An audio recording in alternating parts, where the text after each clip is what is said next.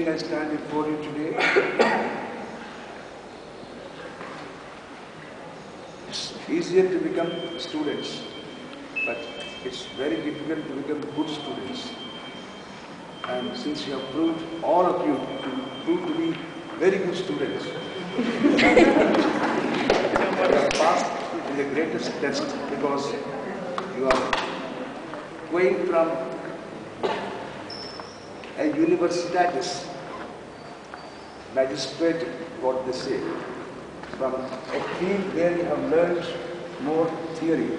Now you are going into the practical world. And you as lawyers, you as social engineers, and you as social technologists, now you see you have a greater responsibility. Not that I mean you are irresponsible here, but at times you were.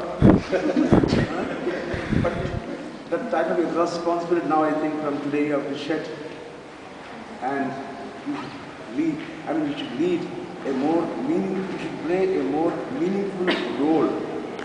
And this life of 5 years is something which you can never get it. And let us see that, let us feel and let us have these memories forever. And I wish you all the best of luck. And please do remember the institution of your alma mater. Hence you have spent 5 years together. And in